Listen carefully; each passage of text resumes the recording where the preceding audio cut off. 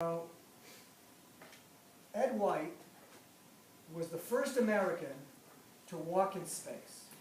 Now, 50 years later, what's the big deal?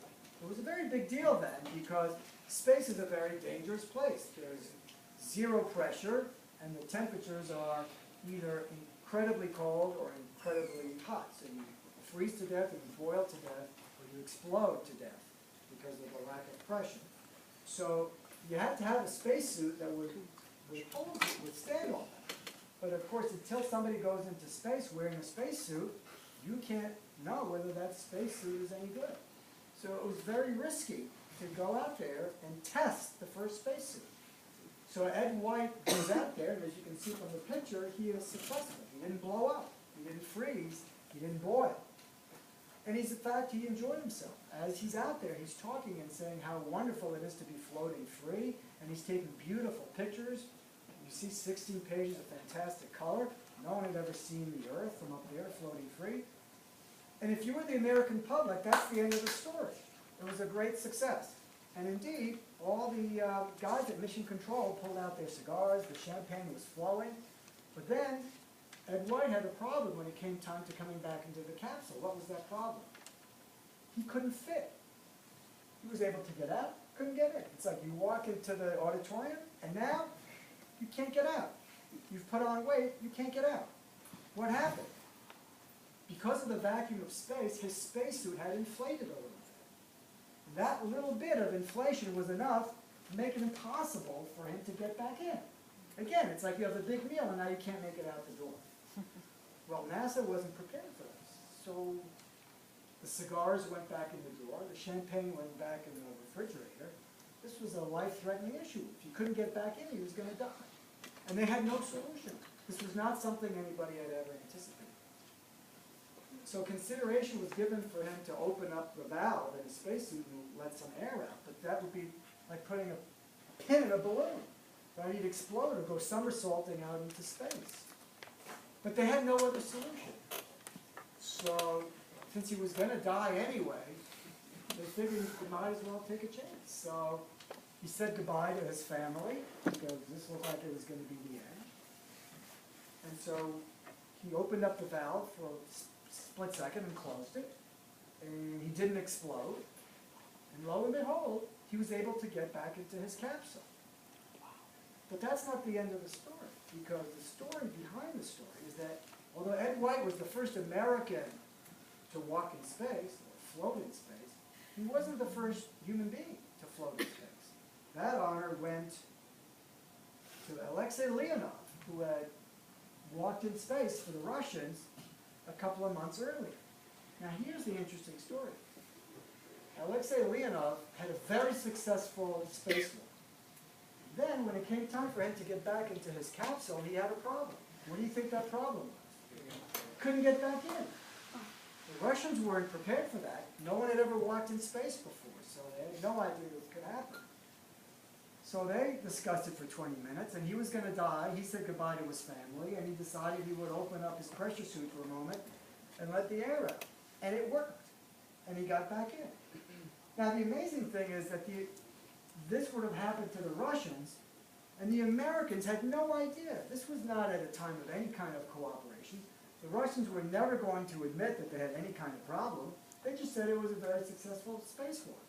So how ironic that the Americans should run into the exact same problem and then come up with the exact same solution, and it would be successful for both sides. Skip this. This is a great story. When the Beatles had their first tour in America, I'm not talking about the Ed Sullivan Show, which was they were here for a few days, went to Washington, and went back. But they went on tour later in 1964. And their tour schedule called for them to be crisscrossing the United States in very random fashion. And they had one day off in the middle of that tour. Well, Charles O. Finley, who was the owner of the Kansas City Athletics before they moved to Oakland, decided he wanted the Beatles for their day off. Well, the Beatles said, no, we'll play the next time around. And he said, no, I want you this time. And they said no, and then he started to offer them more and more money, to the point where he was offering more money than any of the big established stars of the day, more than Frank Sinatra, Barbra Streisand. So the Beatles finally relented.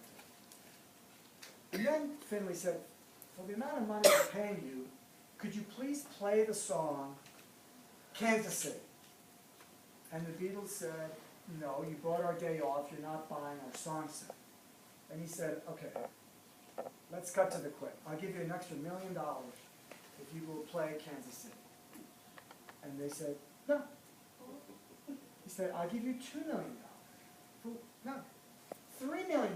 For a 2-minute song, I'm paying you $3 million. No. So he realized they weren't going to play the song.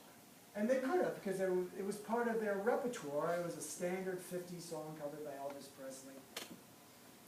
So the day of the concert comes, and the Beatles do their set, which was usually 30 minutes. And they take their bows. And then Lennon looks in the direction of the owner's box, and he goes, and now for you fans, we'd like to play one more song. And Paul McCartney goes, Kansas City. And they played the song. They were happy to play the song for the fans, but they weren't going to give in to the man. Now, most of you know the guy on the right. Does he look vaguely familiar? Yeah. You'd be able to put a name on him? I see some people whispering. They don't dare to say it in case you're wrong. It's Neil Armstrong. Okay, yes, the first guy to walk on the moon. So what most people don't know is that he'd been up in space once before, and he nearly didn't survive that.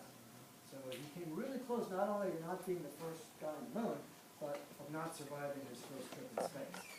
So his first trip in space consisted of flying the Gemini capsule that you see here. And his mission was to dock that capsule, meaning the nose here, was supposed to dock with a rocket that had been sent up in space, a spacecraft that had been sent up in space just for that purpose. He was supposed to dock his Gemini capsule with this. This had never been done before. And if you're thinking, what's the big deal? The laws of physics in space are very different from what they are on Earth. On Earth, if there's a car in front of you and you want your fender to touch that car's fender, you're just going to speed up and then you're going to get your car to touch that fender. But in space, if you speed up, what happens? You were out that day in astrophysics. If you're circling the Earth and you speed up, you are suddenly going to drop into a lower orbit. And if you slow down, you're going to go into a higher orbit. Okay? If you look, the planets that are closest to the sun are zipping around the fastest. So getting two spacecraft to dock is much more complicated than simply just speeding up. In fact, Buzz Aldrin, the second guy to walk on the moon, had written his PhD thesis at MIT on how two spacecraft should maneuver to dock. So anyway, Neil Armstrong is successful. And the cigars come out in mission control, the champagne starts to flow. And it always seemed as though the disasters and the near disaster occurred when it looked like the mission was over. Because now the mission was over. And the Gemini capsule and the Agena that are docked together are drifting in their orbit, and they go to the nighttime side of the Earth. And they are now out of touch with mission control. And Neil Armstrong notices that his capsule is starting to turn on itself, like an animal on a barbecue spit. And it's turning faster and faster.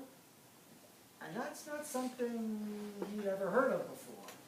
That wasn't something they trained for, so he had no idea what the problem was. But since it had never happened on any Mercury or Gemini spacecraft, he was connected to this Agena spacecraft.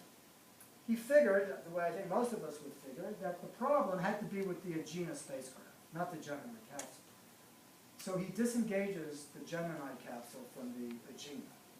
And now the problem's getting worse. Now he's spinning faster. So the problem is obviously not in Agena. And he can't tell anybody on mission control. Mission control is still busy puffing on their cigars and drinking their champagne. Meanwhile, he's in a spacecraft that's spinning on itself. And it's spinning faster and faster and faster. And the blood is rushing to his head. And he knows he's going to pass out. And if he passes out, he and his buddy, they're going to die. And in mission control, no one will ever understand why they lost contact and why the astronauts died. So on the verge of passing out, he flips off the switch that powers the capsule. It's like turning off all the lights in the building and all the power to the building. Because that's the only thing he can do. He's flipped every other switch and nothing's working. And lo and behold, the capsule slowly slows down. But when he flips the switch back on, the capsule starts to spin again. So he quickly figures out that one of the little rockets on the side here that are used to speed up and slow down the capsule must be stuck in the on position. So whenever the capsule is powered, he's going, it's like in a boat having your rudder stuck and your boat's going in circles. So he turns the capsule off, and then he waits until he drifts back into daylight. And NASA is horrified to find out that they've got a life-threatening problem up there. He can't turn on his spacecraft. So they finally decide, same as Ed White, they're going to try something desperate because they have nothing else to try. The only rockets that are not powered through the main system are the tiny little docking rockets. The tiny little rockets here that are used to micro-adjust the capsule. So NASA says to Armstrong, you guys are coming down now. It doesn't matter if you land here, there, the North Pole, the middle of Africa, the Amazon, you're coming down because you're going to die. So Armstrong uses those tiny little rockets with the little tiny bit of fuel to slow the capsule, and it falls back to Earth. And they land in the Pacific. So of course there's no recovery ship nearby because they were supposed to land the next day in the Atlantic. But they're alive, and Neil Armstrong lives to fly another day. Specifically, 3 years later, as now the commander of the Apollo 11 mission. So that is the story behind Neil Armstrong.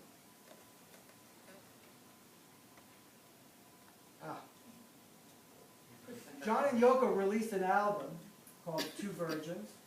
This is the picture on the back of the album. Would you like to see the picture on the front of the album? You can look it up on the internet. We'll skip this. Not a happy story. So I usually don't discuss the Beatles in India, but it's a little bit in an indirect way topical today. So in the spring of '68, the Beatles decided to get away from it all. And they went to meditate in India.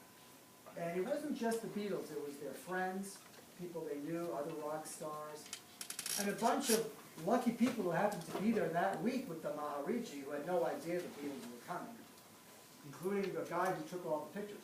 All the pictures from the Beatles in India were taken by one college kid who was out there to find himself. And nobody had brought a camera. Nobody had cell phones. So the only pictures that exist are from this one guy, Paul Saltzman.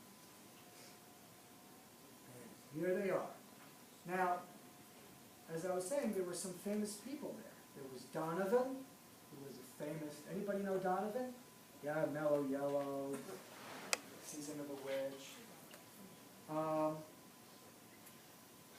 In popular culture, everybody knew that the Beatles had gone to India. This is the Mad Magazine satire. Donovan. Anybody recognize this person who's in the news today for all the wrong reasons? It's Mia Farrow. Mia Farrow was there with the Beatles. She was a big star at the time. Rosemary's Baby, the movie. Okay, and if you look at this Mad Magazine caricature, you'll see there's no Donovan, but there's Mia Farrow. Mia Farrow has a connection to the Beatles. Therefore, she earns a spot in this lecture. So just like everybody wanted to wear their hair long, all the guys, because of the Beatles, when the Beatles went to India, everybody wanted to be dressed in Nehru jackets. And this is Jimi Hendrix's album, and you can see the Indian motif. They wrote all the songs from the wedding. You'll learn that later. We have a whole lecture on that, so we'll pass on that. Now, the Apollo 11 mission is the most famous because man landed on the moon. But from a philosophical point of view, the Apollo 8 mission was just as important.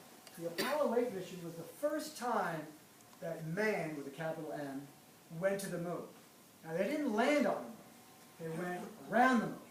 But even so, It was the first time somebody got into some kind of machine